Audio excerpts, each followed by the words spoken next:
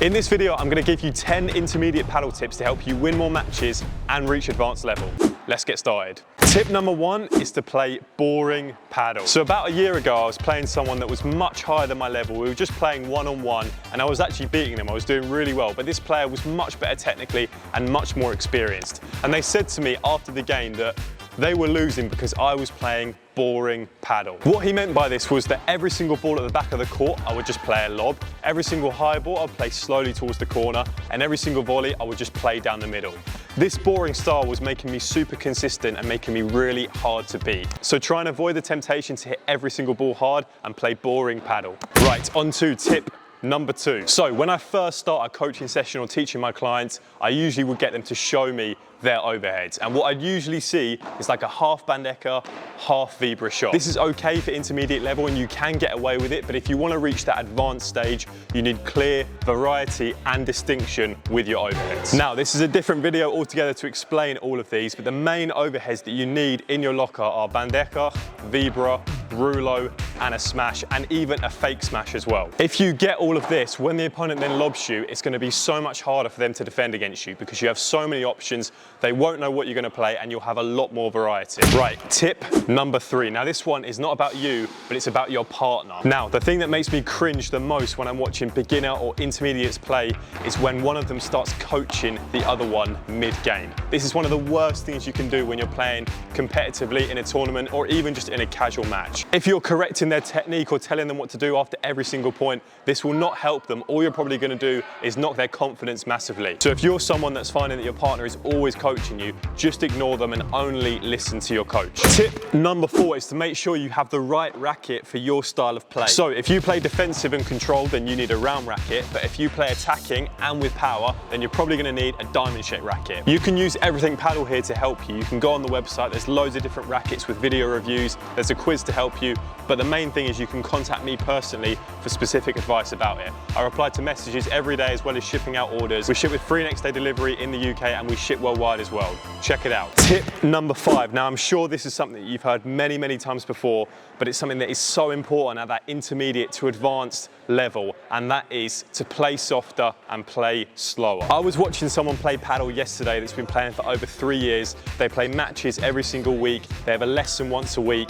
They've got a really decent racket, but they're still having the same issues and they cannot reach that advanced level. The biggest problem is that he hits the ball way too hard. It's the same piece of advice that he was given on day 1 that he now needs to apply, and it is still play softer and play slower through the ball. There are many reasons why you need to play slow and soft in paddle, but the main one is that playing slow and soft is just as effective, if not more effective at times, as playing hard. But the main thing is it's much lower risk. You can play a lot more consistent this way. I'm not saying that you don't play powerful at all in paddle, because you definitely do, but you have to choose your moments, and most of the time on the ground strokes and the overheads, you need to play at a slow, controlled pace.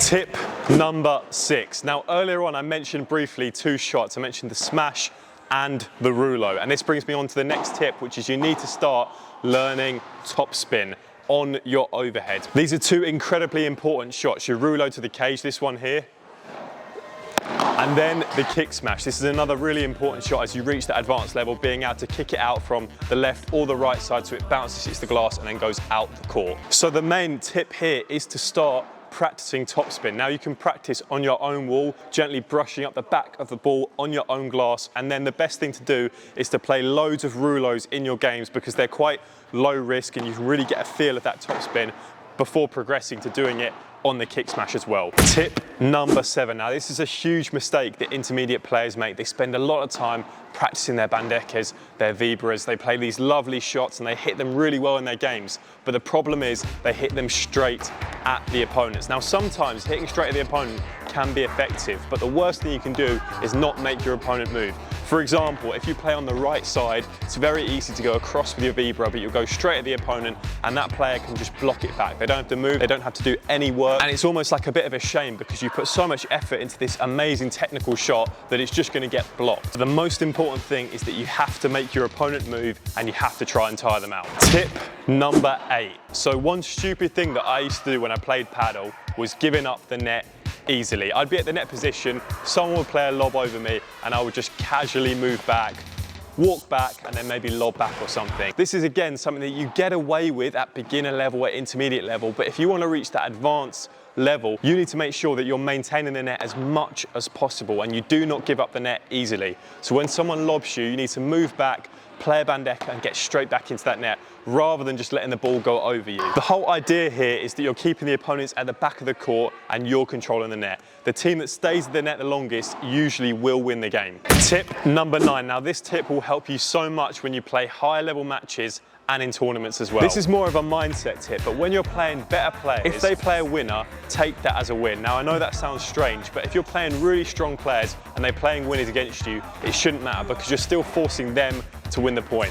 What you have to avoid is giving away points really cheaply and really easily. So it's a really easy mindset for you to go into when you're playing against top level players, is that they have to win the point, not you giving it away easily. So if they win it from a smash or a great volley, that's on them. It's very, very difficult for them to do that every single point. There's been a lot of times where maybe I've played someone slightly below my level and they're thinking because they're playing against someone better that they have to win every single point. They're trying to pass me, they're trying to play the most outrageous shots, and they just throw points and throw games. The game's done in about 10 minutes. I've also played against people lower than my level, but they make it really, really tough for you because they just keep lobbing, they get everything back, and they're basically saying to me, if you want to win this game, you've got to win it. The final tip to win more matches and push yourself to that advanced level is how you're going to deal with getting to this net position. So when I first start teaching clients, I always say, take the net when you hit the ball past the white line, and pretty much always just from a lob.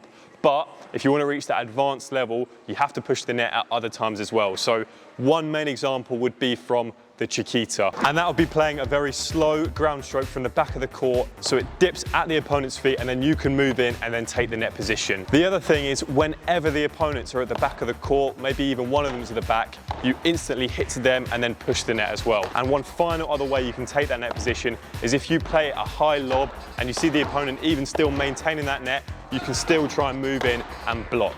So essentially it's pushing the net position at other times as well. Because like I said earlier, most points are won at the net, and if you spend more time at the net position, you're probably going to win the game. Feel free to share any other tips in the comments below, subscribe if you like this video, and of course, check out Everything Padel, my online paddle store.